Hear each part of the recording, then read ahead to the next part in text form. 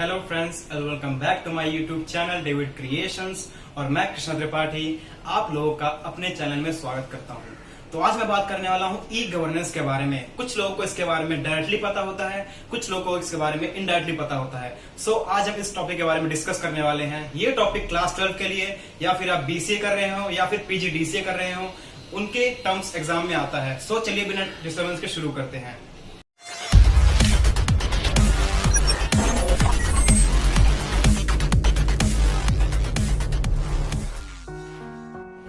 So friends, हम बात करने जा रहे हैं ई गवर्नेंस के बारे में। सो इसके लिए आपको सबसे पहले पता होना चाहिए कि गवर्नमेंट और गवर्नेंस में कोई डिफरेंस होते हैं। गवर्नमेंट का प्रोनाउंसिएशन अलग है और गवर्नेंस का प्रोनाउंसिएशन अलग है। गवर्नमेंट का मतलब होता है सरकार और गवर्नेंस का मतलब होता है सरकार के जो काम है, जो सर्विसेज हैं, वो गवर्नेंस कहलाते हैं। सो हम बात करने जा रहे हैं व्हाट इज ई गवर्नेंस। जैसे कि आप स्क्रीन पर देख सकते हैं कि the full form of e-governance is electronic governance. Electronic governance is the process with the aim of enhancing government ability to address the need of the general public. The basic purpose of e-governance is to simplify process for all, which is government, citizens, employees at national level, local level and state levels. यानी कि ई governance का मतलब होता है कि जहां पर government अपनी अपनी एबिलिटीज को बढ़ाने के लिए जनरल पब्लिक के साथ डील करती है, बट जो वो ये डील करेगी वो इलेक्ट्रॉनिक वे से करेगी। जहां पर हम बात करने वाले हैं इलेक्ट्रॉनिक वे से, तो जहां पर वो जनरल पब्लिक के साथ ट्रांजैक्शन करेगी, इलेक्ट्रॉनिक वे से करेगी, तो उसको हम कहेंगे e governance. The basic purpose of e governance is to simplify process for all. यहाँ पर जब हम ऑल की बात कर रहे हैं तो ऑल में आ जाएगी गवर्नमेंट, ऑल में आ जाएगी सिटीजन्स एंड जो बिजनेसमैन है उनके लिए at national level, state level and local level. दोस्तों, जैसे हम एक और हेडिंग लेके देखते हैं ई गवर्नेंस की, जैसा कि आप स्क्रीन पर देख सकते हैं। ई governance is the application of information and communication technology for delivering government services, exchange of information, integration of various stand. मान लीजिए हम एक एग्जांपल लेते हैं, जैसे आपको कोई पैन कार्ड बनवाना है, अपना आधार कार्ड बनाना है, कोई ऑनलाइन डॉक्यूमेंटेशन करना है, तो ये जो सारी सर्विसेज है ई गवर्नेंस के अंदर में आ जाती है। दोस्तों, अब हम बात करने जा रहे हैं कि बेनिफिट्स, क्या बेनिफिट्स होते हैं ई गवर्नेंस की सर्विसेज के। सो फर्स्ट पॉइंट है इट इम्प्रूव्स एफिशिएंसी। एफिशिएंसी इससे इम्प्रूव होता है। सेकंड पॉइंट है रिड्यूसेस करप्शन। करप्शन कैसे रिड्यूस होगा? जैसे कि आप जानते हैं कि सारा काम जब डिजिटलाइज हो जाएगा, सारा डिजिटली होगा, आप घर बैठे सारा काम कर सकते हैं, तो इससे करप्शन होने के चांसेस कम है। हमारा थर्ड पॉइंट है इट इंक्रीजेस कन्वीनियंस। कन्वीनियंस कैसे इंक्रीज होगा? जैसे कि मैंने बताया, कन्वीनियंस ऐसे इंक्रीज होगा कि आप घर बैठे सब कुछ अपना बैंकिंग सर्विसेज दे सकते हैं, ऑनलाइन ट्रांजैक्शन कर सकते हैं, अपना सारा काम जो ऑनलाइन है, ऑनलाइन सर्विसेज को यूज कर सकते हैं, जिससे कन्वीनियंस इंक्रीज होगा। हमारा नेक्स्ट पॉइंट है हाई ट्रांसपेरेंसी। हाई ट्रांसपेरेंसी में कि अगर आप गवर्नमेंट के साथ इंटरेक्ट करते हैं तो इससे ट्रांसपेरेंसी बरकरार है, क्योंकि गवर्नमेंट को आपका आधार कार्ड, आपका पैन कार्ड नंबर पता होता है। हमारा नेक्स्ट पॉइंट है डायरेक्ट पार्टिसिपेशन ऑफ कॉन्स्टिट्यूशन। आप डायरेक्ट पार्टिसिपेशन कॉन्स्टिट्यूशन में कैसे कर सकते हैं? जैसा कि साथ में जो भी बैंकिंग सर्विसेज है उनमें आधार कार्ड लिंक बहुत जरूरी है, जिससे आप गवर्नमेंट के साथ इंटरेक्ट कर सकते हैं, तो इससे आपका कॉन्स्टिट्यूशन में पार्टिसिपेशन होगा। हमारा नेक्स्ट पॉइंट है expand reach of government. Expand reach of government का मतलब कि आपके जो आधार कार्ड है, आपका जो पैन कार्ड नंबर है, वो गवर्नमेंट को पता है, जिससे आप गवर्नमेंट के साथ जुड़े रह सकते हैं, जिससे गवर्नमेंट को आपकी सारी डिटेल्स पता होगी। तो ये थे हमारे कुछ बेनिफिट्स जो ई गवर्नेंस के अंदर में आते हैं। अब हम बात करने जा रहे हैं कि work under e governance. E governance के अंदर कौन कौन से काम आते हैं? हमारा फर्स्ट काम है, जो फर्स्ट पॉइंट है वो है e governance includes all banking services. जैसे कि आप दोस्तों जानते हैं कि ई गवर्नेंस में जो आजकल सारी बैंकिंग सर्विसेज है वो ऑनलाइन हो चुकी है। जैसे आप यूपीआई यूज करते हैं, भीम यूपीआई, गूगल पे हो गया, आपका पेटीएम हो गया, फोन पे हो गया, या फिर आप अपना कोई ऑनलाइन ट्रांजैक्शन करते हैं, तो ये जो सर्विस है ई गवर्नेंस के अंदर में आती है। या फिर आप जीएसटी पे करते हैं, ये जो सर्विसेज के ऑनलाइन ट्रांजैक्शन में आती है। या फिर आप अपना डीटीएच या फिर कोई भी बिल पे करते हैं, रिचार्ज करते हैं, मोबाइल रिचार्ज करते हैं, अपना जो बिल पे करते हैं, बिजली का बिल पे करते हैं, पानी का बिल पे करते हैं, या फिर आप अपना पैन कार्ड बनवाते हैं, पैन कार्ड में कोई करेक्शन कराना है, अपना आधार कार्ड अपडेट कराना है, इनकम सर्टिफिकेट बनवाना है, या फिर आप अपने पैन कार्ड में कोई चेंजेस करवाते हैं, अपना आधार कार्ड अपडेट करते हैं, या फिर अपना बर्थ सर्टिफिकेट बनवाते हैं, इनकम सर्टिफिकेट बनवाते हैं, या फिर एक नेक्स्ट पॉइंट ले सकते हैं कि आप IRCTC से ट्रेन की ऑनलाइन बुकिंग करते हैं, या फिर फ्लाइट्स की टिकट बुक करते हैं। ये जो सारी सर्विसेज है ये ई गवर्नेंस के अंदर में आती है दोस्तों। या फिर हम ये कह सकते हैं कि जो गवर्नमेंट की जो ऑनलाइन सर्विसेज है जिनका हम बेनिफिट्स ले सकते हैं थ्रू इंटरनेट, उन सर्विसेज को हम ई गवर्नेंस की सर्विस कह सकते हैं। दोस्तों हम बात करने जा रहे हैं कि development of e governance. E governance का डेवलपमेंट कैसे हुआ? दोस्तों इन 1970 डिपार्टमेंट ऑफ इलेक्ट्रॉनिक्स का स्थापना हुई और इन 1977 NIC, जिसे आप नेशनल इंफॉर्मेटिक्स सेंटर के नाम से जानते हैं, इसकी स्थापना हुई। ये एक गवर्नमेंट का ऑर्गेनाइजेशन है जो कि इंफॉर्मेशन टेक्नोलॉजी की जो सर्विसेज है उनको मैनेज करना, हैंडल करना और ऑपरेट करने का काम है। दोस्तों अब हम बात करने जा रहे हैं classification of e governance. E governance के क्लासिफिकेशन। दोस्तों ई गवर्नेंस के 4 टाइप्स होते हैं। हमारा फर्स्ट टाइप है जो है G2G, जिसे हम कहते हैं गवर्नमेंट टू गवर्नमेंट। नेक्स्ट है हमारा G2C, जिसे हम कहते हैं गवर्नमेंट टू सिटीजन। नेक्स्ट है हमारा G2B, जो थर्ड पॉइंट है G2B, जिसे हम कहते हैं गवर्नमेंट टू बिजनेस। और फोर्थ पॉइंट है हमारा G2E, जिसे हम कहते हैं गवर्नमेंट टू एम्प्लॉयज। अब दोस्तों हम बात करने जा रहे हैं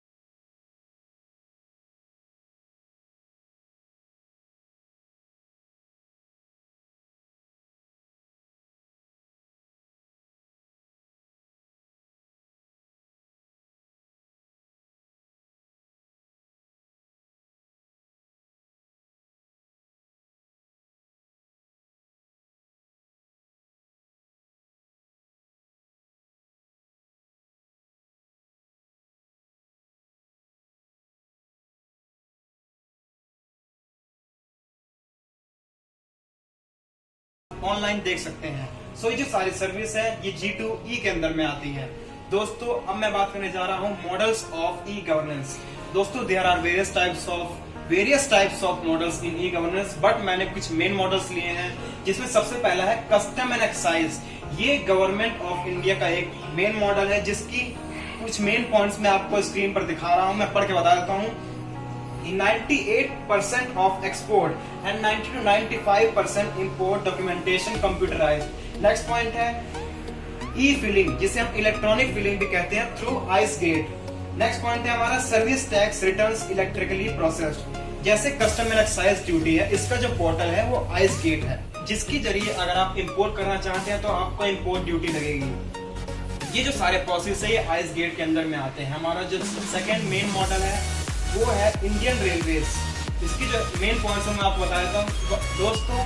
Indian railways government of India का एक one of the most important model है। इसकी जो हेडिंग मतलब मेन पॉइंट है वो मैं आपको बता देता हूँ। एनीवेयर टू एनीवेयर, कहीं से भी, रिजर्वेशन फ्रॉम एनीवेयर, आप जहां से भी जहां जाना चाहते हैं या फिर आप कहीं भी जाना चाहते हैं उसकी रिजर्वेशन हो सकती है। Next point, E booking of ticket. Third point is online information of railway reservation on internet. दोस्तों मान लीजिए कि जब हमें एक टिकट बुक करनी है, आप जानते होंगे कि IRCTC की सारी सर्विसेज ऑनलाइन हो चुकी हैं। आप कहीं से भी ट्रेन की टिकट बुक करा सकते हैं, आप PNR स्टेटस देख सकते हैं, आप सीट अवेलेबिलिटी देख सकते हैं, ट्रेन का रनिंग स्टेटस देख सकते हैं। सो ये जो सारी सर्विसेज है ऑनलाइन हो चुकी है। जो हमारा नेक्स्ट मॉडल है वो है पोस्टल डिपार्टमेंट का। ये भी दोस्तों गवर्नमेंट ऑफ इंडिया का एक मॉडल है, जिसके जो मेन पॉइंट्स मैं बता देता हूँ कि direct e credit of monthly income scheme returns into investors account. Next point is dematerialization of services, saving certificate and Vikas Patra, जिसे हम KVP बोलते हैं, ऑफरिंग फॉर पोर्टेबिलिटी। दोस्तों जैसा कि आप जानते होंगे कि पोस्टल डिपार्टमेंट में भी आजकल बैंकिंग, ऑनलाइन बैंकिंग सर्विसेज आ चुकी हैं, जिसमें आप ये भी देख सकते हैं। मान लीजिए कि आपने कोई स्पीड पोस्ट किया, सो आप इसको ऑनलाइन ट्रैकिंग कर सकते हैं। आप ये देख सकते हैं कि वो जो आपका स्पीड पोस्ट है कहाँ तक पहुंचा है, या फिर आप अपना इनकम सर्टिफिकेट बनवाते हैं। तो ये जो सर्विसेज हैं आपकी पोस्टल डिपार्टमेंट में आती हैं। जो हमारी नेक्स्ट मॉडल है, ई गवर्नेंस का नेक्स्ट मॉडल है, वो है दोस्तों पासपोर्ट एंड वीजा सर्विस। ये भी एक गवर्नमेंट ऑफ इंडिया का पार्ट है। इसके जो मेन पॉइंट्स मैं बता देता हूँ कि 100% पासपोर्ट इंफॉर्मेशन कंप्यूटराइज्ड। इसमें जो पासपोर्ट की इंफॉर्मेशन होती है 100% कंप्यूटराइज होती है। मीन्स कि आपको कहीं हाथ से लिखा हुआ दिखाई नहीं देगा, सब कुछ कंप्यूटराइज होगा। Next point is all 33 regional passport offices covered. Next point is machine readable passport available. Means कि ये जो पासपोर्ट होंगे मशीन इनको रीड कर सकती है, इसमें कोई टाइम का ज्यादा वो नहीं होगा। दोस्तों आपको मालूम होगा कि ये पासपोर्ट सर्विसेज हैं वो भी अभी से ये ऑनलाइन हो चुकी है, बल्कि बहुत दिन हो गए कि ऑनलाइन हो चुकी है। आप कहीं से भी अपना पासपोर्ट बनवा सकते हैं।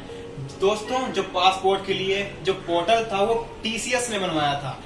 TCS मीन्स कि टाटा कंसल्टेंट सर्विसेज। इसने इसे 10 इयर्स तक मैनेज किया था, मीन्स हैंडल किया था, बट अब इसे गवर्नमेंट के एम्प्लॉयज हैंडल कर रहे हैं। सो दोस्तों ये जो पासपोर्ट एंड वीजा सर्विसेज हैं ये भी ई गवर्नेंस का एक मेन मॉडल है। दोस्तों अब मैं बात करने जा रहा हूँ इसका लास्ट मॉडल, ई गवर्नेंस का लास्ट मॉडल जो है ज्ञानदूत। ये एक इंटरनेट है in tribal district of Dhar, state government of Madhya Pradesh. इसकी जो मेन पॉइंट्स मैं आपको बता देता हूँ। This project offers e governance services including online transaction, rural and facility village, auction site, etc. Next point is it also provides services such as information on मंडी। मंडी जिसमें जो अनाज होती है, अनाज रखे जाते हैं उसे कहते हैं। Online public grievances, redressal case and income certificate and rural market. Rural market का मतलब होता है जो गांव के मार्केट है उन्हें। दोस्तों मैं आपको समझाता हूँ कि मान लीजिए हम बात करने जा रहे हैं MP गवर्नमेंट के बारे में। MP गवर्नमेंट ने एक पोर्टल निकाला था जिसका नाम है ज्ञानदूत, जो कि एक ऑनलाइन सर्विस है जिसको लॉन्च किया था धार में। दोस्तों जो ज्ञानदूत का मेन मोटिव मतलब मेन फोकस था वो था कि जो ऑनलाइन फॉर्म्स भरे जाते हैं उनके लिए, या फिर इंटरनेट फैसिलिटीज देनी है गाँव में, या फिर ऑप्शन साइट्स बनाना है गाँव वालों के लिए। जो मंडी का काम हो गया, ये सारी ऑनलाइन सर्विस है ये ज्ञानदूत के जरिए किए जाते हैं। या फिर आपको इनकम सर्टिफिकेट बनवाना है, बर्थ सर्टिफिकेट में कोई चेंजेस करवाने हैं, तो ये जो सारे सर्विसेज ये ज्ञानदूत के जरिए किए जाते हैं। तो मैंने आपको सब कुछ बता दिया कि व्हाट इज ई गवर्नेंस के जो क्लासिफिकेशन है, मॉडल्स वो बता दिया है। मैं आपको एक बात शॉर्ट में बता देता हूँ जिससे आपके दिमाग में बैठ जाए कि ई गवर्नेंस क्या है। दोस्तों जितनी भी गवर्नमेंट की सर्विसेज होती हैं, ऑनलाइन सर्विसेज होती हैं, जिनका हम बेनिफिट लेते हैं थ्रू इंटरनेट, जिनका हम यूज कर सकते हैं ऑनलाइन, वो होती हैं ई गवर्नेंस की सर्विसेज।